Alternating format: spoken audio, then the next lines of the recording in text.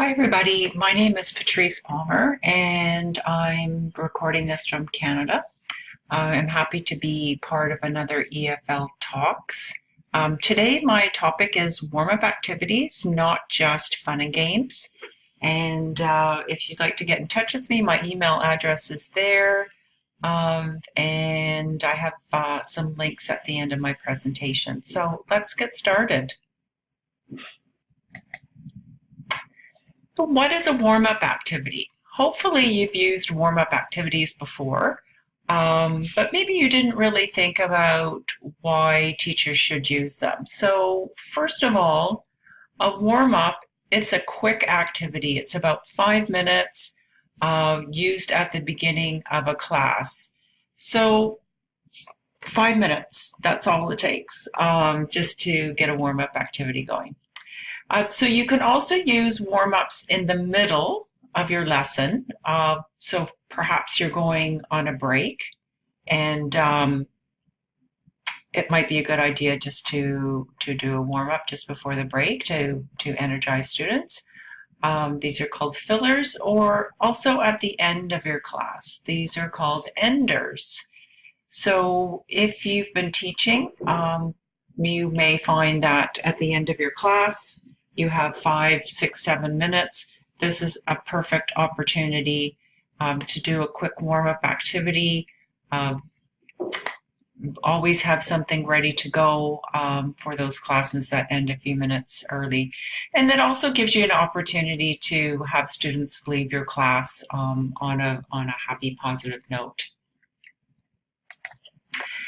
So why use warm-up activities? I've presented on this topic quite a bit for about the last 10 years or so, and so I'm a real believer in the use of warm-up activities. And I have 10 reasons why I think teachers should use warm-up activities. So let's get started. So my first reason is to introduce a topic.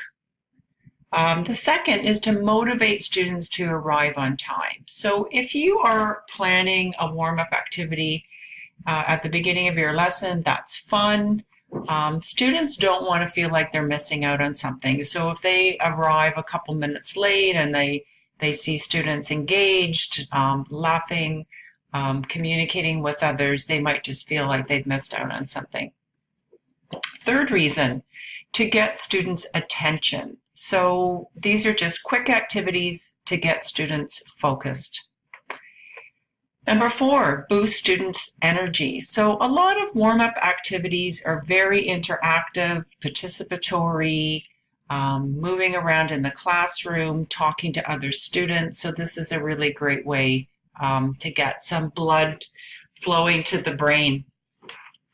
Fifth reason, transitioning from L1 to L2. So when I taught in Hong Kong, I realized that this was really important before I started my English class, because students were only using Cantonese. They used English when they came to my English class. So giving them a couple of minutes to think about, oh, now I'm in English class and I've got to start thinking in English and using English. My sixth reason, learn English without knowing it. So students are engaged, they're involved in an activity, English is being used, and perhaps they don't even realize that that they're improving on their skills or learning new English words. 7, creates an interest in learning. So with warm-up activities, you can use any topic. So if you're teaching English for academic purposes, you could do something totally unrelated to academic English, just to get students engaged and thinking in English. Number 8, encourages collaborative learning. So many warm-up activities are done in teams, pairs. Find somebody who, so you're moving around. We don't always have to award prizes for the top team, but we can support each other in these kinds of learning teams. 9, recycles language from previous lessons. So I do have an activity called categories that you can use to recycle vocabulary, and that is available in a free download that I will talk about at the end of this presentation. So my 10th and most important reason why we should use warm-up activities are because they're fun. So learning another language is hard work. This gives us a couple of minutes with our students to have some fun. There's lots of research around laughter and releasing endorphins, which makes us feel good. So don't be afraid to have students relax and laugh and have a good time in your class. Here. So a couple of things to remember with warm-up activities. So warm-up activities are not just fun and games. So they are used by teachers as teaching and learning tools. So there is learning that goes along with these activities. They're not just time wasters, but they're a way for students to work on their language skills. Another really important point is to remember to use activities that really require very little preparation by yourself. So I know that ESL, EFL teachers are very busy people. I was an ESL teacher for 20 years. It takes a long time for us to plan our lessons in the beginning of our career. So we want to make sure that we're not overloading ourselves with more planning. And again, the warm-up activities that I have as a free download are quick, easy to prepare. Many don't require photocopies, might just need a whiteboard, might just need students' brains. So these are activities that you can just quickly do with your students. Oh, and I wanted to add that another way to really use your time wisely is to have students participate by planning and delivering the warmers. So I did this with my TESOL students many times, sometimes 30 students in a class, so that took the pressure off me to plan that warm-up. And it also gave me 30 great new ideas to add to my my arsenal of warm-ups.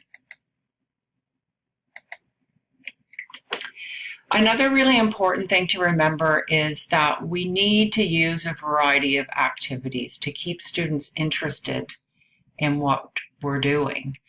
So even the most fun activity, students love it, they ask to do it, that can become boring if overused. So using brainstorming activities over and over again can just become boring.